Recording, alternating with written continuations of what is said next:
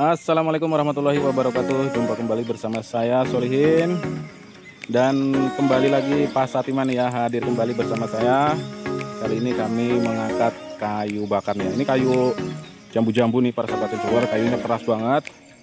Kerasnya 11-12 sama kayu kempas nih ya. Bisa dilihat, sayang sekali sebenarnya ini padat banget ya, kayunya besar nih ya.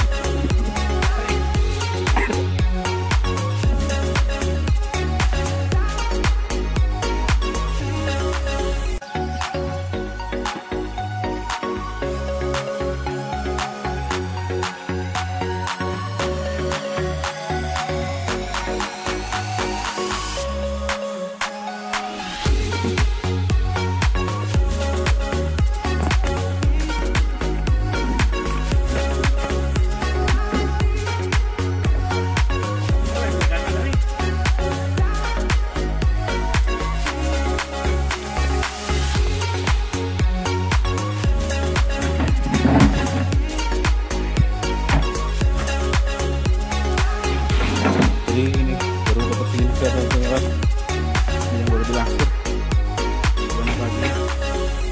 Jadi kayunya memang lumayan besar-besar para sahabat sensower. Ini berat sih. Kayak pesile.